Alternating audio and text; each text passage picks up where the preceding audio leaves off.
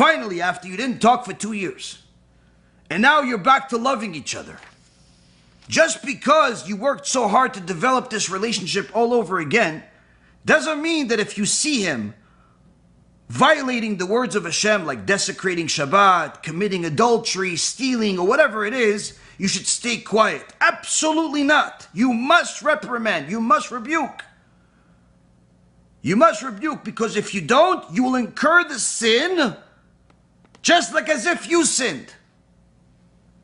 And that's one of the things that Rav Moshe Schneider, alav Shalom, said. The reason why you had so many religious people also died during the Holocaust is because, just like the Gemara in Masechet Shabbat says, that at the time of the destruction of the Bet HaMikdash, the religious people, those that kept Shabbat, those that did honest business, they got punished first from Hashem. Why? Because they didn't rebuke their fellow Jews and tell them to do TeShuva. He says the same thing happened here. We saw Jews were being intermarried. We saw Jews violating Shabbat. We saw Jews desecrating the Torah. We didn't rebuke enough. Now some would say, yeah, but they were already intermarried. They were already assimilated. What can we do? It was already too late. I told him and he didn't listen. Now let's say you told him once and he didn't listen. Or you felt like he's not going to listen. Rav Moshe Schneider says, did you feel bad that he's going to go to Gehinnom? Did you feel bad every time that he violated Shabbat? Did you feel bad that his kids are not Jewish? Did it hurt you? Or you just lived your life like it's not a big deal? The average person sees their neighbor violate Shabbat, they don't care. They say, yeah, he's secular. What do you mean he's secular? You don't care that he's going to go to Gehinnom? You don't care he's going to get punished by Hashem? Yeah, but he's doing it. I understand he's doing it, but you don't care. It doesn't burn you in your heart. It doesn't bother you that your fellow Jew, your brother, your sister, your cousin, Hashem has to punish them? Doesn't bother you? Well, guess what? For that, we got punished. It's not just that we didn't rebuke. We didn't care. And the same thing is happening today. The lack of care that people have for their fellow Jews' religiosity has gone to the point of lowliness, to the point where we've accepted secularism. We rationalize it. We just say, listen, he's secular, but he's a nice guy. I understand he's secular, and I understand you think he's a nice guy. But are you trying to maybe help him not be secular anymore? No, I told him something like 3 years ago. He didn't listen. Wait, so you're telling me that if one of your sons wanted to jump off a bridge and you told him don't jump, and he just said, no, I'm going to jump, you just walk away, say, okay, jump, I'll see you after this world, you just let it go? No, of course I would try again. How many times did you try? I would never give up until I succeed. Okay, so how come it's different because he's your neighbor? How come it's different because he's your cousin? How come it's different because he's one of the people in the community? That's it, you just give up?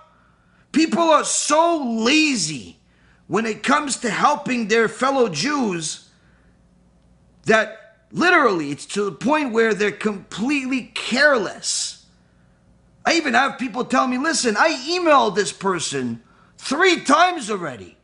3 times I emailed them and they don't want to listen. Can I just stop now? Are you kidding me? Are you kidding me?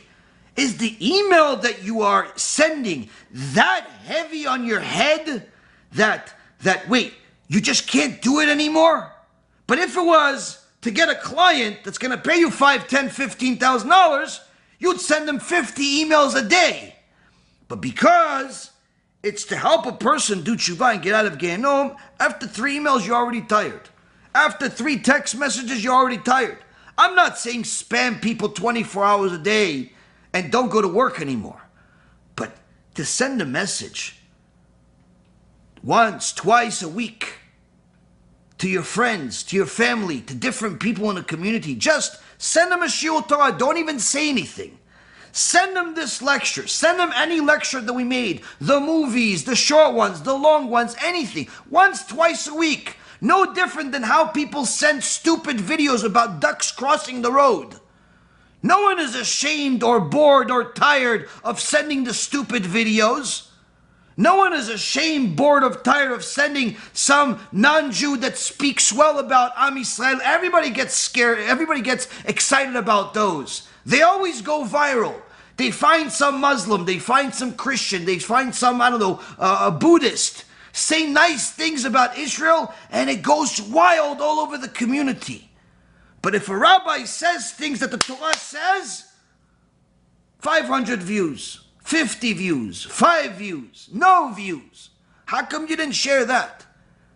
When you got some government member, some guy that attended the UN meeting and spoke favorably about Israel, you send it to 50 of your friends like it was free money.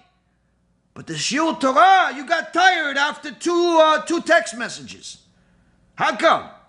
That's because, Rabotai Karim, we don't care about each other's spiritual status.